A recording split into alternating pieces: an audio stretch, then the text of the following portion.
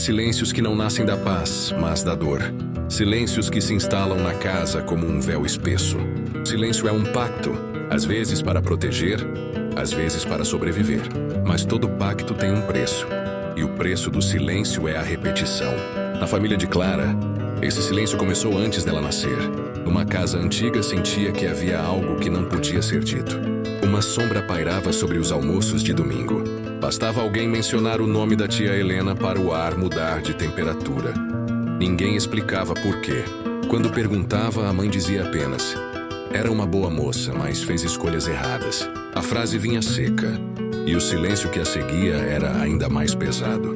Clara cresceu entre essas lacunas, até que um dia, aos 27 anos, encontrou uma caixa antiga no sótão.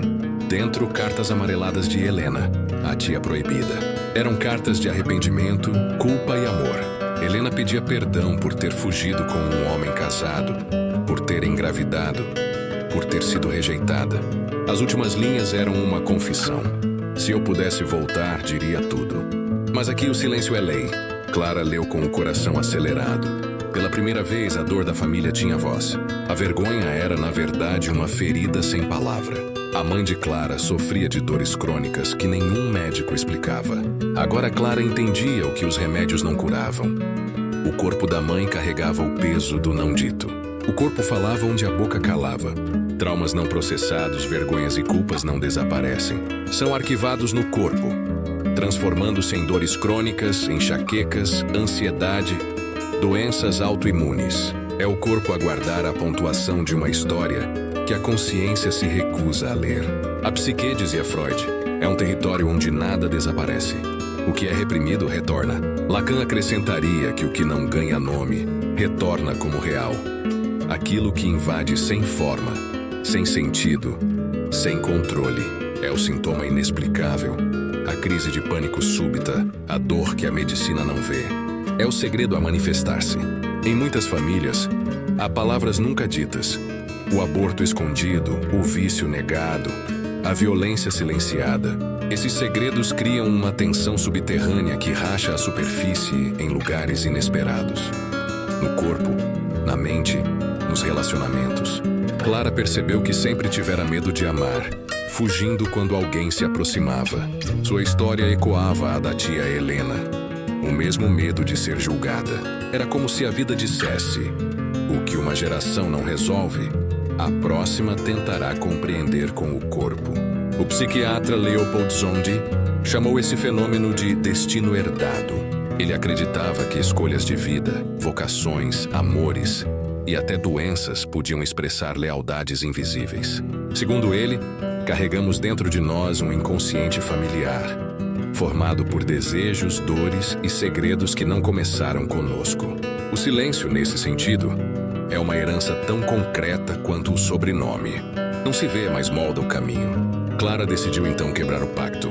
Sentou-se com a mãe e, com as cartas nas mãos, perguntou: por que nunca me contaram? A mãe chorou em silêncio por alguns minutos, como se o tempo se abrisse dentro dela. Depois disse: porque não sabíamos como falar. E o silêncio foi a forma que encontramos de sobreviver. Foi naquele instante que Clara entendeu. O silêncio não era maldade, era defesa. Mas o que um dia protegeu, agora a aprisionava. Ao dar palavra ao que estava calado, a filha libertava não só a si, mas também a mãe e a tia. Era como se o ar dentro da casa ficasse mais leve. Os retratos pareciam menos severos e as dores antigas mais distantes. Há algo profundamente humano na tentativa de esconder o sofrimento. Acreditamos que ao calar, o tempo curará, mas o tempo não cura o que não é nomeado. O silêncio preserva o trauma como uma pedra envolta em algodão. Por fora parece macio, por dentro continua duro. E quanto mais o protegemos, mais ele nos pesa. Na clínica, é comum que pacientes tragam sintomas sem explicação aparente.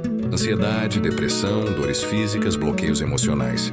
Quando olhamos com cuidado, muitas vezes encontramos histórias que não pertencem apenas a eles.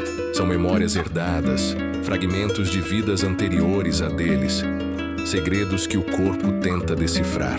A terapeuta francesa Anne-Ancelin Schutzenberger chamou isso de efeito fantasma. Ela dizia que o inconsciente familiar funciona como um arquivo vivo. Mesmo que ninguém conte, as emoções reprimidas deixam rastros. Uma data, um nome, um comportamento, um medo aparentemente irracional, tudo pode ser uma mensagem. Como se o inconsciente dissesse: alguém precisa lembrar, alguém precisa dizer. Clara começou a escrever sobre a história da família. Não como denúncia, mas como libertação. Escrevia sobre Helena com ternura, devolvendo-lhe um lugar na árvore genealógica. Fez um pequeno quadro com a foto encontrada na caixa e colocou ao lado dos outros retratos. No começo, a mãe estranhou. Depois, olhando a imagem, disse: ela era bonita, não era? Tinha um sorriso igual ao seu. E sorriu pela primeira vez ao falar o nome da irmã. Aquele gesto simples, colocar uma foto, devolveu humanidade ao que o silêncio havia transformado em sombra. Porque todo segredo é também uma exclusão, e todo excluído continua pedindo lugar, até que alguém tenha coragem de olhar. O silêncio molda a psique não apenas pelo que omite, mas pelo que insinua. Ele cria zonas de interdito, lugares onde o pensamento não ousa entrar. E é nesses lugares que o inconsciente trabalha. Como uma criança curiosa que tenta abrir a porta proibida, a mente busca o sentido do que não foi dito. Quando não o encontra, transforma o vazio em sintoma. Por isso, nas famílias marcadas pelo silêncio, vemos repetições que parecem misteriosas, casamentos que terminam da mesma forma, doenças que se repetem em gerações alternadas, nomes iguais, acidentes em datas coincidentes. Nada disso é coincidência no plano simbólico. São tentativas inconscientes de dar forma ao que ficou sem voz. Clara, com o tempo, percebeu que seu medo de amar havia diminuído. Ela se apaixonou por um professor de literatura e, pela primeira vez, não sentiu vontade de fugir. Disse a si mesma: não vou repetir a história de ninguém. E não repetiu. O amor, quando vem depois da verdade, tem outra textura. Não é fuga, é encontro. O silêncio ainda existia na casa, mas agora era outro tipo de silêncio. Não o silêncio tenso, mas o silêncio depois da tempestade, quando o ar se renova e o coração descansa. A mãe de Clara, antes tão rígida, começou a rir com mais facilidade. As dores físicas diminuíram e a relação entre as duas se transformou em cumplicidade. Era como se o amor tivesse, enfim, encontrado passagem. O não dito não desaparece sozinho. Ele precisa de testemunha, de escuta, de nome. Aquilo que não ganha palavra se inscreve no corpo e no destino, pedindo tradução. Mas quando alguém tem coragem de dizer, a alma respira. Porque a palavra é o sopro que reorganiza o caos. O silêncio também tem sua beleza quando nasce da escuta, não da repressão. Há silêncios férteis que acolhem, mas o silêncio que adoece é o que impede o fluxo da verdade. E a verdade, ainda que doa, é a única forma de pacificar o que o tempo não conseguiu curar. A história de Clara é a história de muitas famílias. Cada casa tem suas gavetas fechadas, suas caixas escondidas, seus assuntos que não se comentam. Mas os segredos não morrem, apenas mudam de forma. Eles reaparecem em olhares, em gestos, em repetições sutis. E o único antídoto é a palavra, dita, escrita, reconhecida. Freud dizia que o sintoma é o retorno do reprimido. Quando algo não é dito, retorna disfarçado, pedindo atenção. Há quem diga que o silêncio preserva a harmonia. Mas que tipo de harmonia é essa, se precisa negar a verdade? Uma harmonia feita de medo, de aparências, de tensão contida. É uma casa construída sobre areia. Mais cedo ou mais tarde, o chão cede. Em contrapartida, quando a verdade é dita com amor, ela não destrói, ela reorganiza. Permite que cada um ocupe o próprio lugar, sem carregar o peso dos que vieram antes. Permite que o passado seja lembrado sem ser revivido. Clara guardou as cartas de Helena, mas de uma forma diferente. Em vez de escondê-las, colocou-as em um pequeno álbum com flores secas e anotações à margem. Não para exibir, mas para lembrar que, um dia, o silêncio precisou existir e que agora já podia descansar. Quando visitava o túmulo da tia, levava uma vela e dizia em voz baixa: "Está tudo bem agora." E era como se do outro lado alguém finalmente escutasse. O silêncio é também uma linguagem, mas precisa de tradução. Enquanto não é compreendido, gera ruído interno, medo, culpa, confusão. Mas quando é interpretado, transforma-se em sabedoria. O que foi segredo pode se tornar legado. O que foi dor pode se tornar compreensão.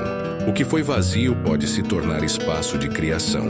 No fundo, quebrar o silêncio não é sobre expor segredos, mas sobre devolver sentido ao que foi perdido.